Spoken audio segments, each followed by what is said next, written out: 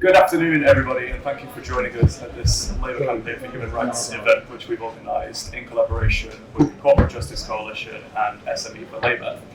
The Labour Campaign for Human Rights is a group of Labour Party activists devoted to ensuring that human rights is at the centre of Labour Party policy.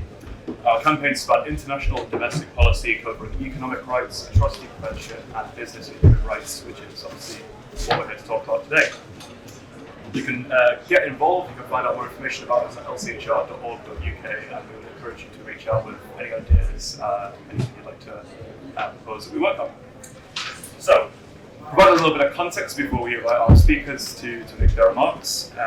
So we're going to go back to 2011, when something called the United Nations Guiding Principles on Business and Human Rights were unanimously agreed at the United Nations Human Rights Council. The UK obviously supported this, and the UNGPs, as they're called, outlined the process for enabling businesses to identify, prevent, and mitigate human rights abuses. This was before human rights and climate were sort of at the top of the agenda, as it were. But it's now quite common to say mandatory human rights and environmental due diligence. And as an aside from that, the United Nations General Assembly approved the human right to a clean, healthy environment in 2022. Since then, we've had kind of three generations of human rights due diligence law. The first generation would be transparency, the second generation would be transparency plus steps to mitigate, and the final would be all of the previous plus actual liability when harm occurs. So an example of this would be the UK Modern Slavery Act of 2015, the Transparency and Supply Chains provision, which mandates that companies publish statements on their assessment of modern slavery in their supply chains. However, there is no real sanctions for non-compliance, so approximately 40% of businesses don't comply. In terms of where we are now, there is a looming European Union directive laying down new rules under which business will be required to identify and, when necessary, prevent and or mitigate adverse impacts of their activities on human rights, such as child labour and exploitation of workers. And in environmental terms, that might include pollution and biodiversity loss. What this basically means is that quite a few of our close neighbours, comparison countries, are pretty likely to very soon make it a legal requirement for businesses to identify and mitigate human rights and environmental harms in their supply chains. Which leads to the campaign. Groups are calling for a mandatory human rights and environmental due diligence law, modelled on the Bribery Act, which has support from the TUC, Unison, Global Witness, Amnesty International, and Friends of the Earth, as well as a number of UK businesses, and polling has found that 4 in 5 members of the UK public actually support such a measure as well. Encouragingly, a key outcome of the National Policy Forum has included commitments to examine the best way to prevent environmental harms and human rights abuses and supply chains. This is hugely welcome and should be taken further via ambitious primary legislation. This has cross-party support. SNP and Plaid Cymru MPs, for example, have made commitments to try and get it into the manifesto.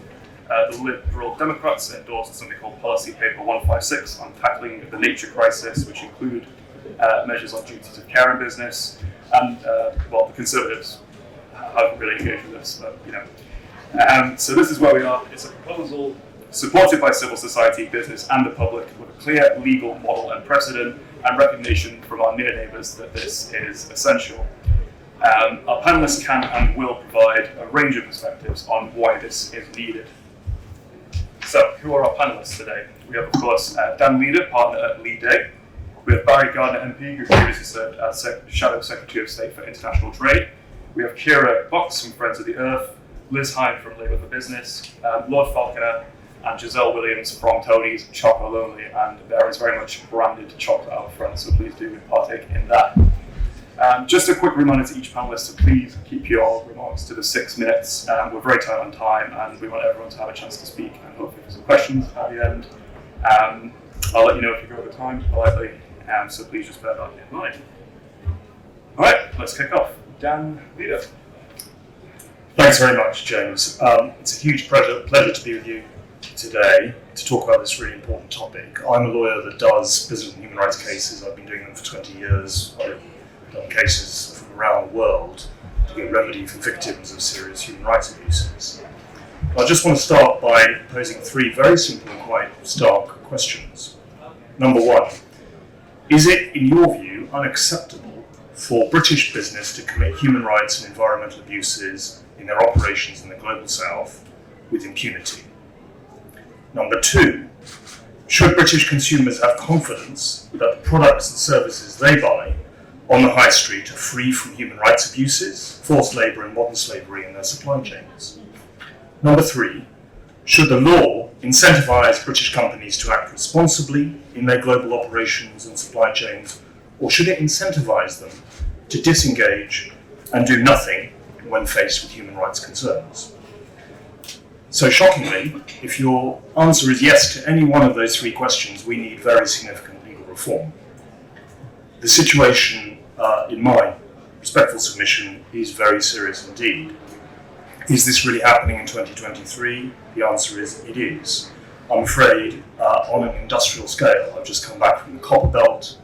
The just transition, electric vehicles will not be possible without the cobalt mines in the copper belt. There are really serious human rights abuses around child labour, forced labour, working conditions in the very mines that are going to drive the electric vehicles of the future. To give you another example, I've spent the last decade representing 3 communities from the Niger Delta who are dealing with unspeakable oil pollution from one of the major oil companies domiciled in this country. The only way they feel they can get justice is by going through the British courts. I've done a plethora of cases, as my colleagues have, to deal with forced labour, sexual violence, torture, which are directly or indirectly linked to British multinational companies. I'm not denying for a moment that business has an absolutely crucial role in developing the Global South. What I am saying is that there needs to be a set of rules which governs the way in which these businesses operate. But there is real cause for optimism in my submission. The world has gradually woken up to the gravity of the situation, and the law is now changing around the globe. Just in the last 3 years, there have been landmark judgments in the Supreme Court of Canada, France, and the Dutch Court of Appeal. Our own Supreme Court ruled in 2 cases, one against Vedanta and one against Shell, in the last 3 years, that British multinationals can be held to account for their sins, the sins of their subsidiaries in the Global South. There is nonetheless a need for substantial legal reform. And whilst the courts in the UK have been really progressive, the UK government is firmly at the bottom of the class. There's an overwhelming moral and business case for legal reform, and I'll just give you 3 quick reasons. Firstly, UK businesses, consumers and investors need to be satisfied that there are no major human rights and environmental issues lurking in their supply chains. To give you just one example, the case I was involved with led to an investigation by the Sunday Times, front page of the Sunday Times. That business lost 70% of its market share overnight because of those human rights issues that had been discovered. Second issue is for those companies, and I'm afraid they do exist, which flout local laws and international norms, holding them to account remains extremely difficult. It needs to be much more straightforward to get remedy for victims of serious human rights and environmental abuses. And thirdly, the current state of the law, following the Supreme Court decisions in Vedanta and Shell, actually incentivises companies to do the opposite of what they need to do. It incentivises them to see no evil and hear no evil, which is therefore not a level playing field for companies that want to do the right thing. It has to be the case that law incentivises boards around the country to do the right thing. Why do we need a human rights due diligence law, therefore? Well, in my submission, it would ensure that there would be real as opposed to cosmetic due diligence to spot human rights abuses before they become entrenched. It would give real confidence to consumers, investors, and businesses as well. It would level the playing field between good and bad businesses. Bad businesses would no longer be able to sit on their hands and evade responsibility. And lastly, it would improve radically access to remedy for victims where things have gone wrong. I think future generations will look back and shock at this shameful state of affairs, which has been allowed to carry on for far too long, much as we look back today at UK companies and institutions who were involved in the slave trade 200 years ago. In my submission, I'm not sure if anyone with influence is listening, but Labour needs bold, big, inspiring ideas for the next election. What could be more bold and more inspiring than seeking to end the multitude of human rights abuses which are currently linked to British business?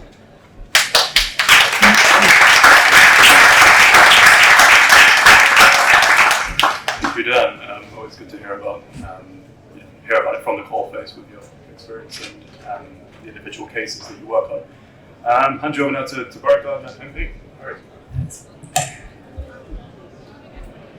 A log will keep out an honest man. A law in itself will not achieve what you want unless you enforce it.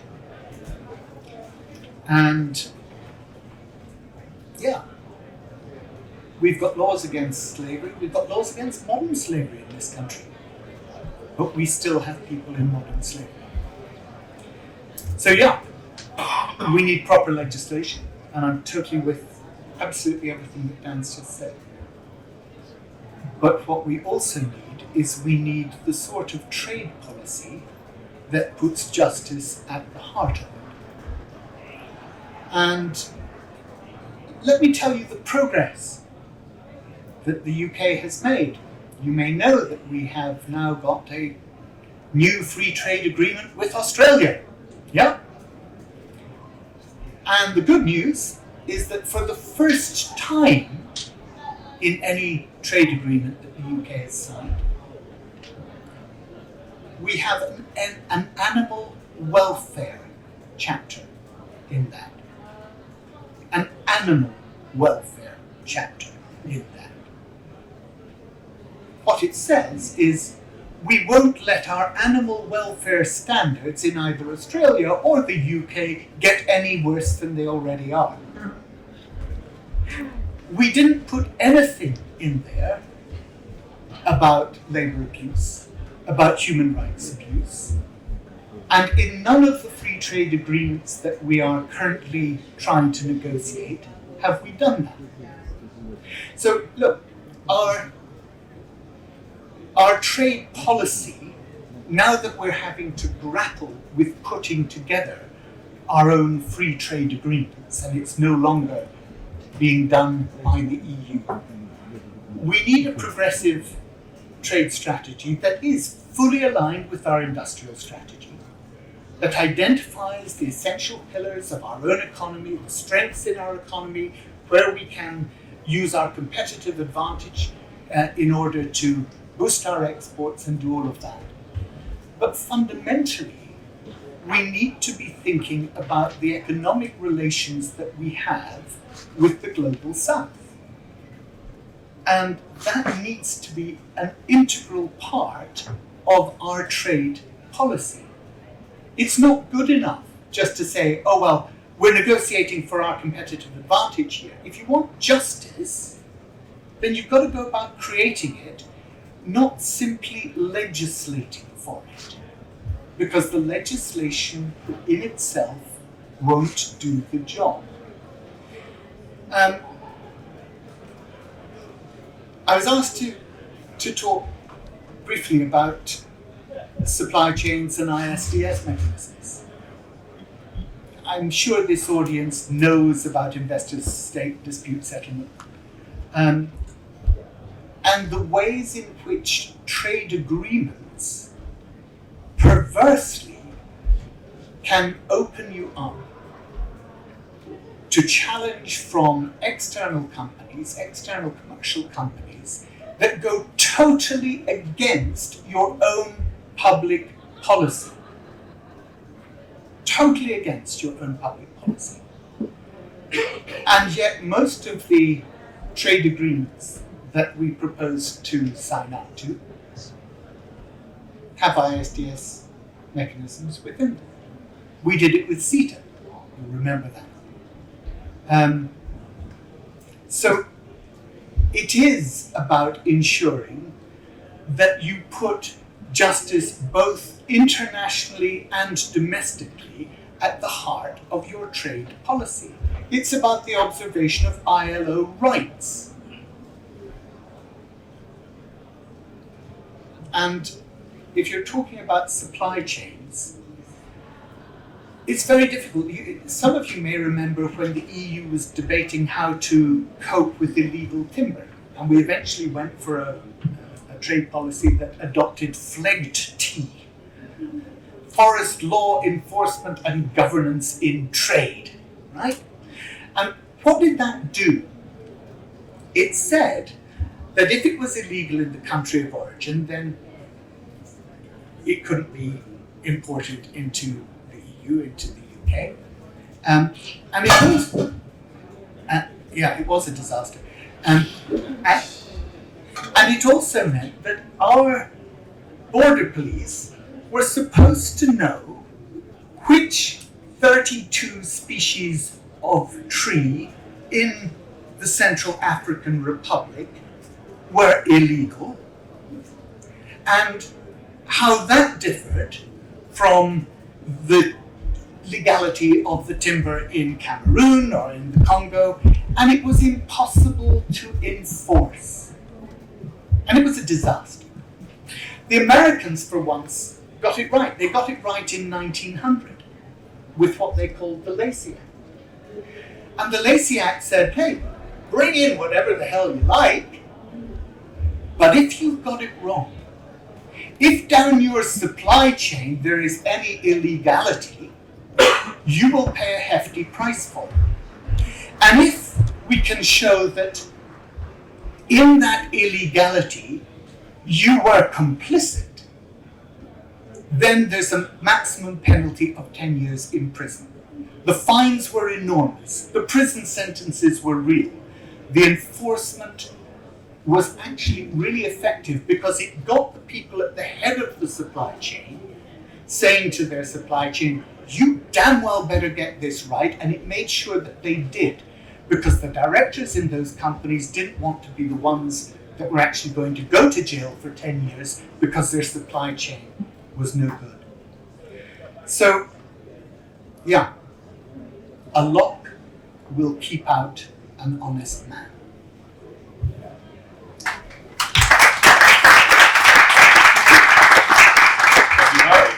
I'll now hand you over to Kira Box from Friends of the Earth for the Civil Society perspective. Thanks very much, and thanks very much to SME for Labour, the Labour Campaign for Human Rights, and also the Corporate Justice Coalition for supporting this session and giving us a chance to speak today. In case anyone hasn't come across us before, Friends of the Earth is the largest grassroots environmental network in the world. We work in 70 countries, and Friends of the Earth, England, Wales and Northern Ireland, of which I'm a part, has over 200 local action groups across those countries. And we focus really on the interlinked climate and biodiversity crises. So we believe that a stable and a thriving economy and society can only be built on stable and thriving nature and a stable and thriving climate. And we think that environmental rights and justice are really the key to securing all of that, both in the UK and around the world. And that's why Friends of the Earth is a member of the Corporate Justice Coalition, and it's also why I'm here today. Because in a nutshell, the things that we import into the UK and the things that we all buy and use do have huge impacts on communities, on nature, and on the climate everywhere. And to give you 3 quick examples, take ready meals and rainforests.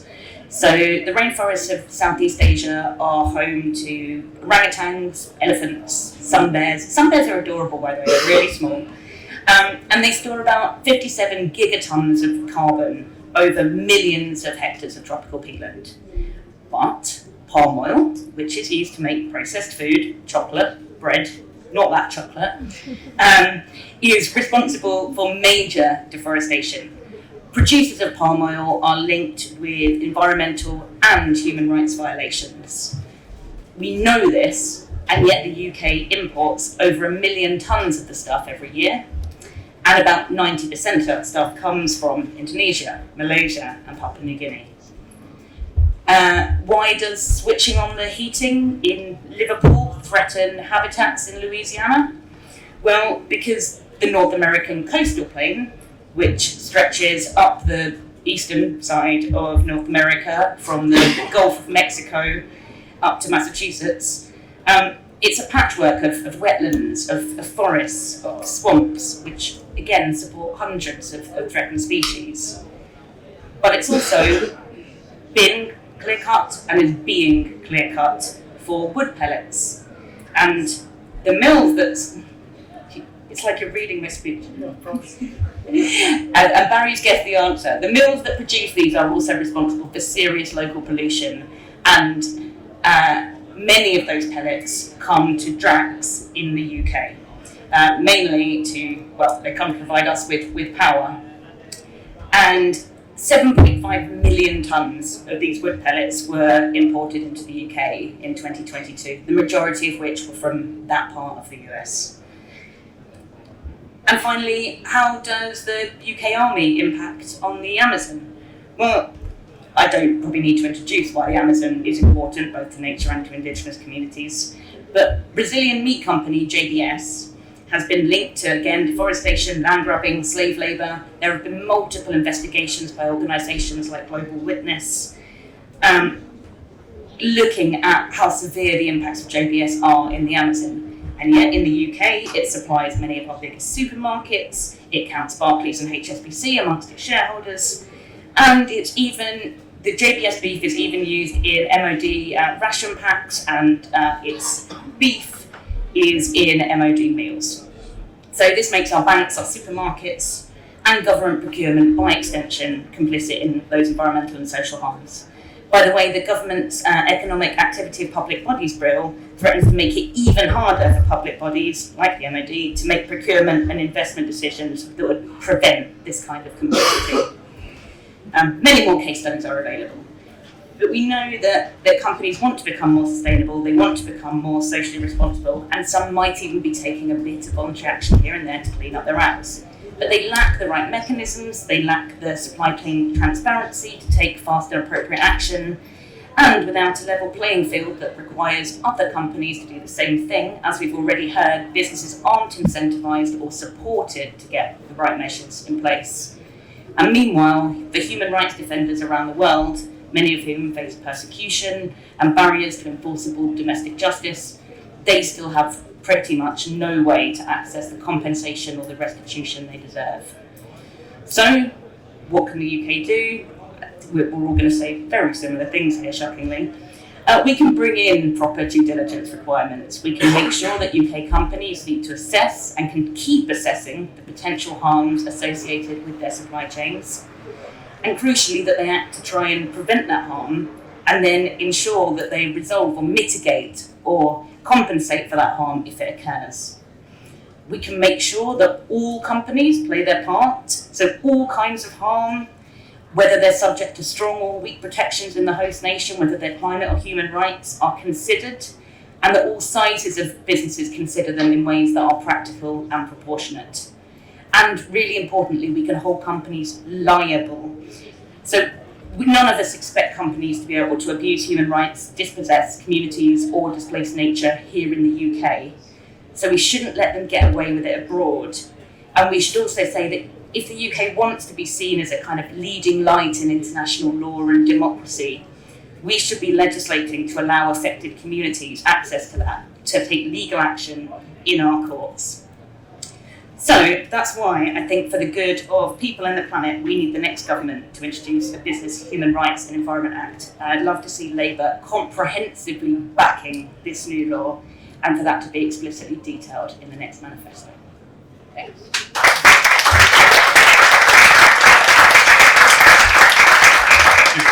Over to Liz Hind from Labour Business.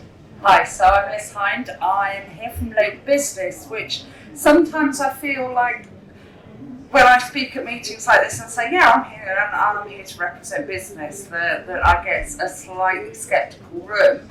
And it happens to me all the time, including when I was sat in the room at the National Policy Forum weekend arguing that we wanted to see proper due diligence laws in supply chain mechanisms. There was a small but concerted group of us sat in that room going, no, we want you to do that, we're not going to sign off on it until we get what we want.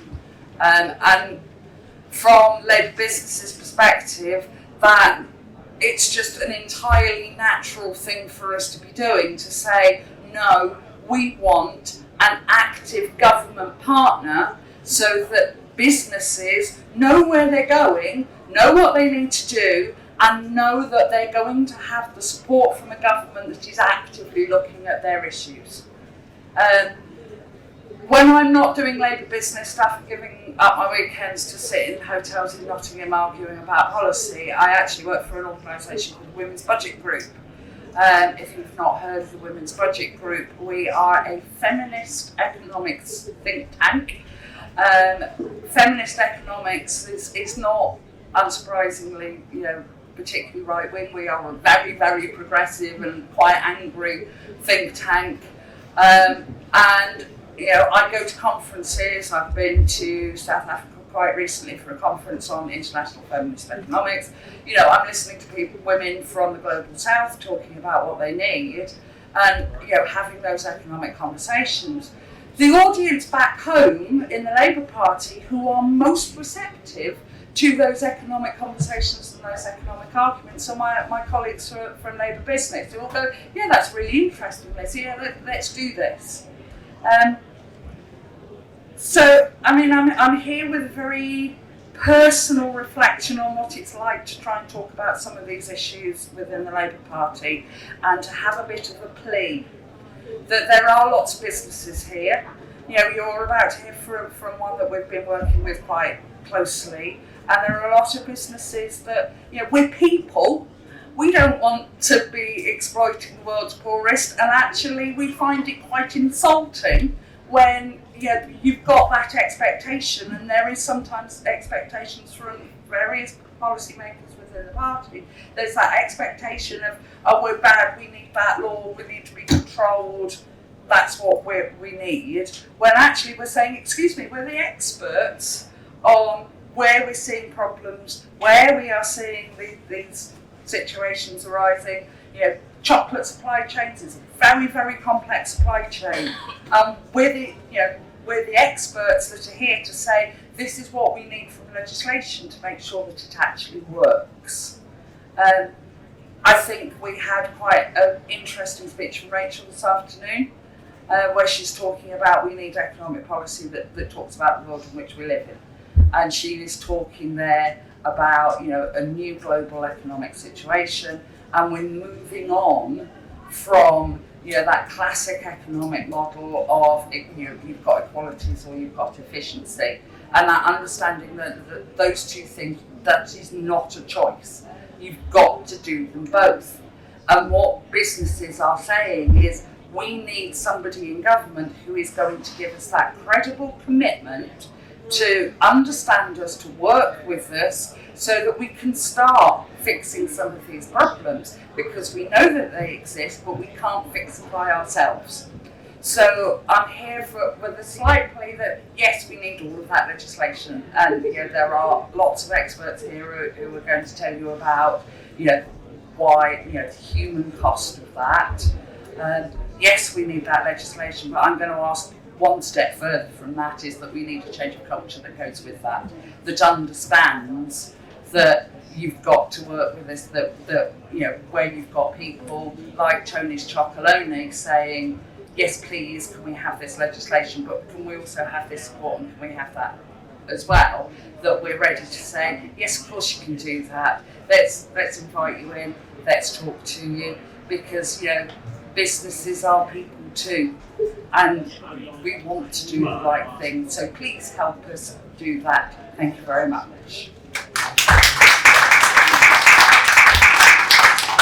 Liz, over to you, Lord Fox. Thank you very much. You could pay a tribute to the Labour campaign for human rights that's been there through all the good times as well as the bad times. Could I also pay a tribute to all the people who've come, because this is an incredibly important issue.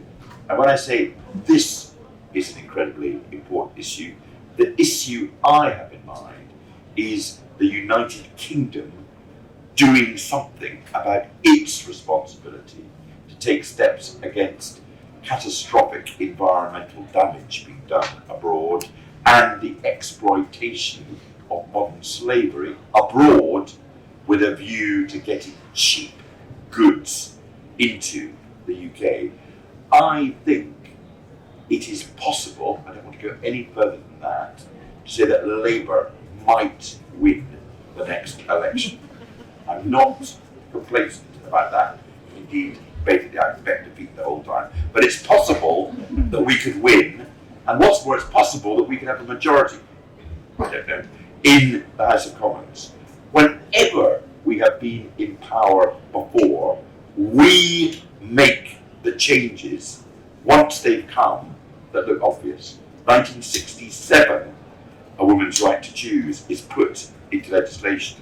In the 1970s, we introduce the anti-sex discrimination and the equal pay law. In the 1990s, we produce human rights legislation that brings human rights into our domestic law and allows people to enforce it within the UK courts.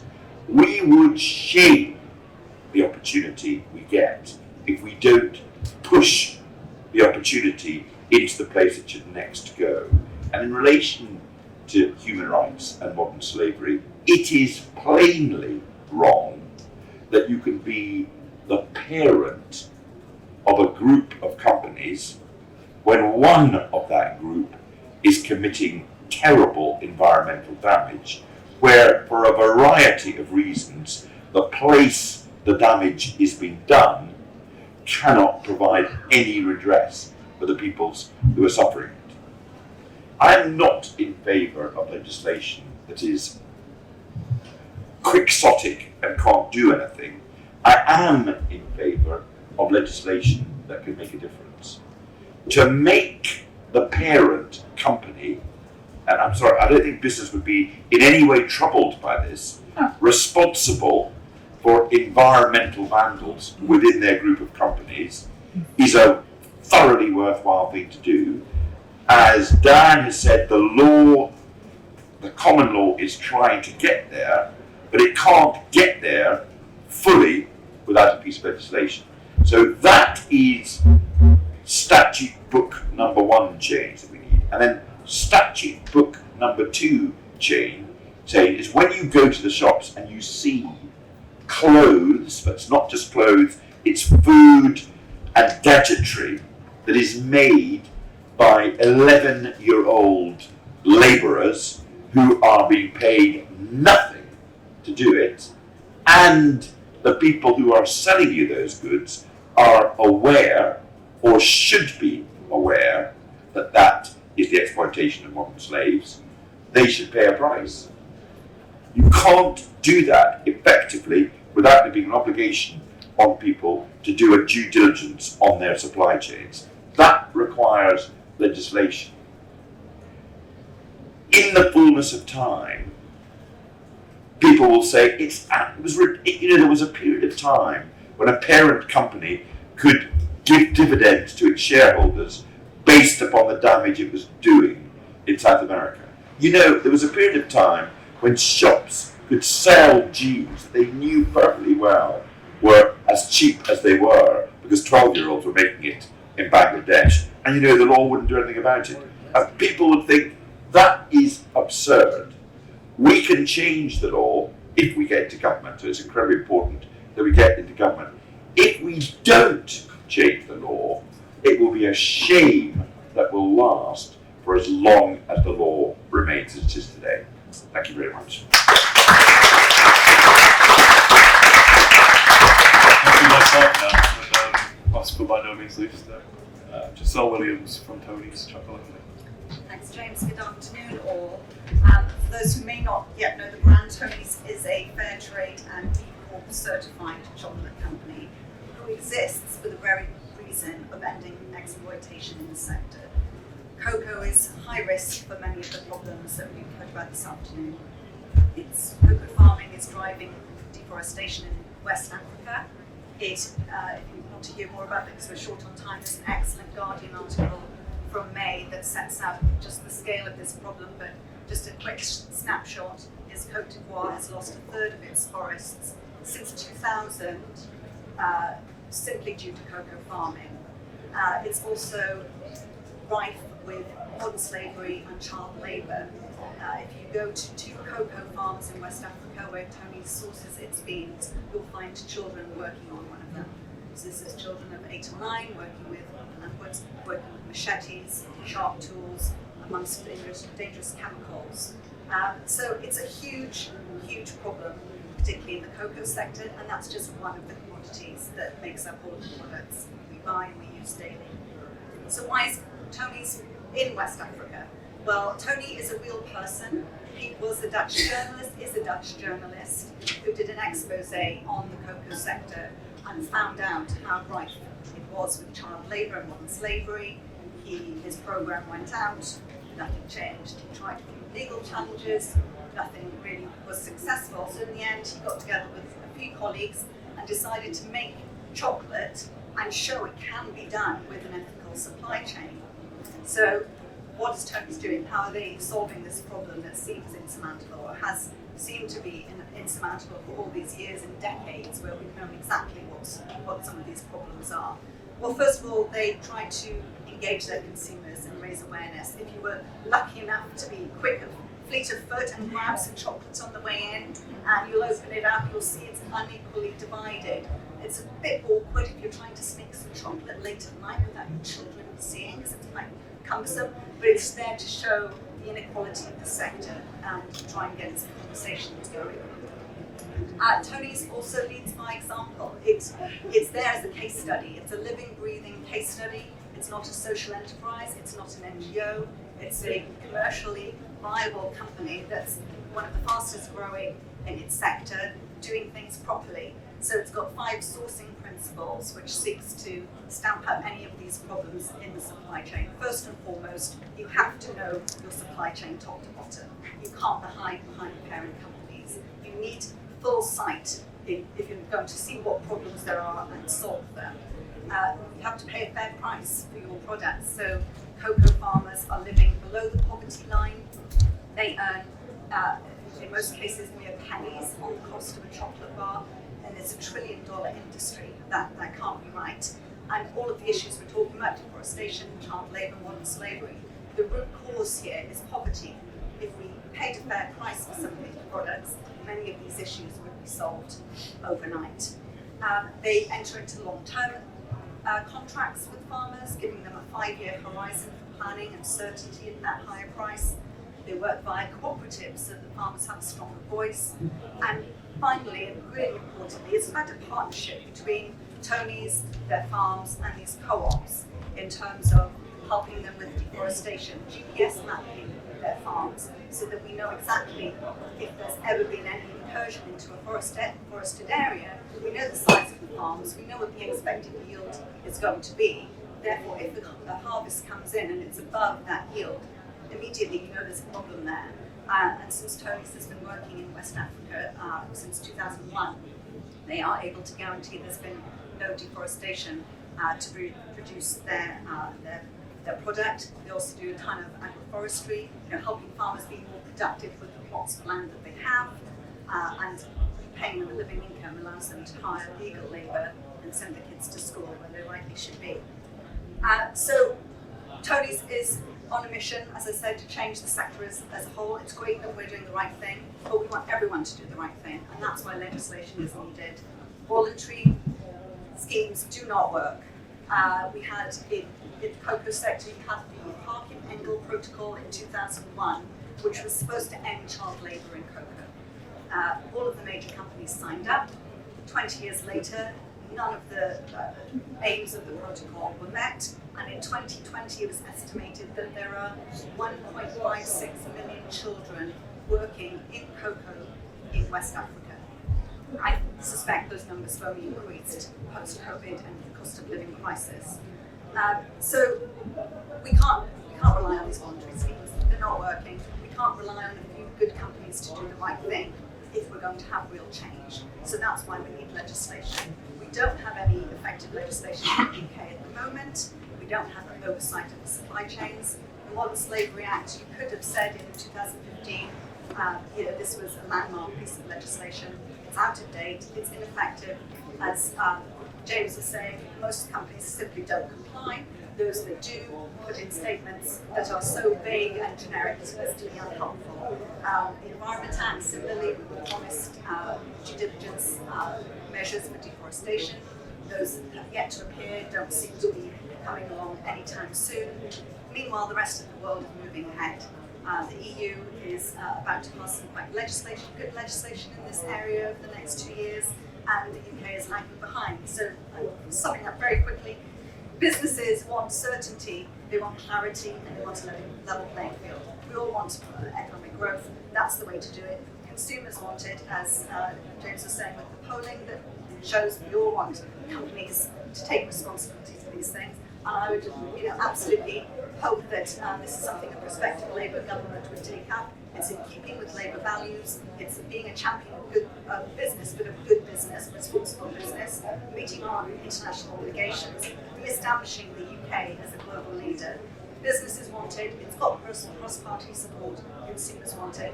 It's about time we got it done once and for all. Thanks.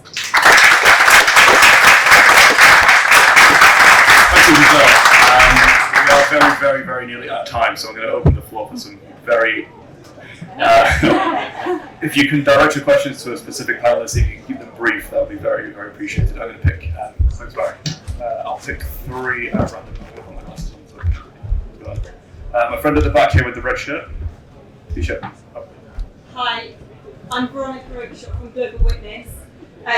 Yes, we need this law. I think Barry, who's just left, was making the point that enforcement is really important.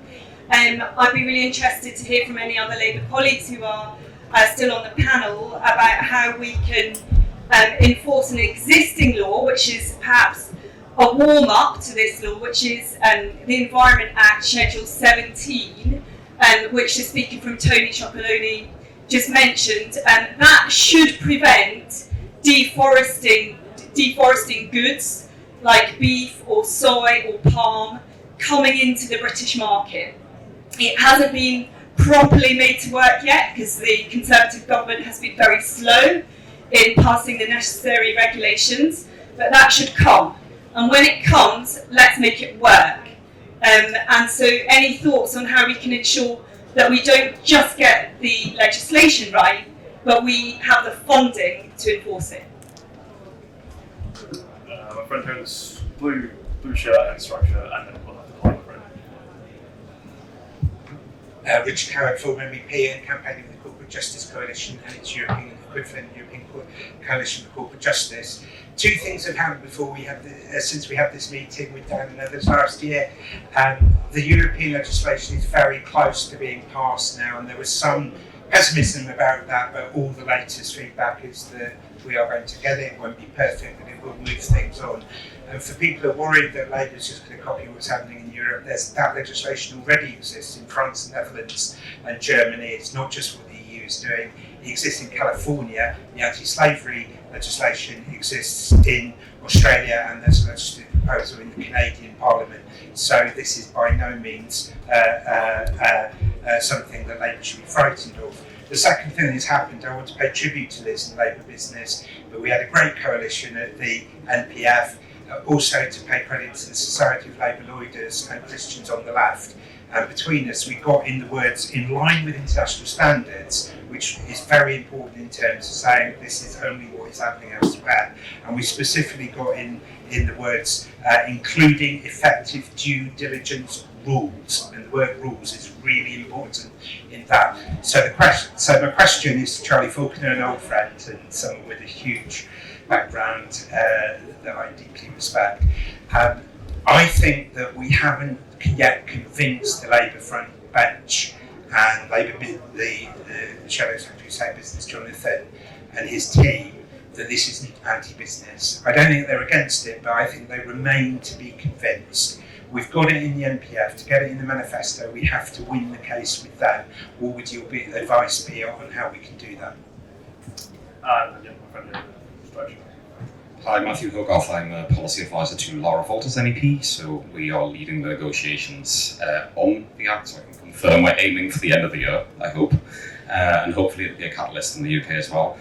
I wanted to ask Dan a question, because one of the things that we're prioritising is access to justice. We've realised that due diligence and liability is not enough if you cannot get victims into court in front of companies. So I'd be really interested to hear practical experience about what it looks like in the UK and what you would need in the UK to actually make it not just have law and have liability, but actually to make it work and to get companies into court when they need to be there.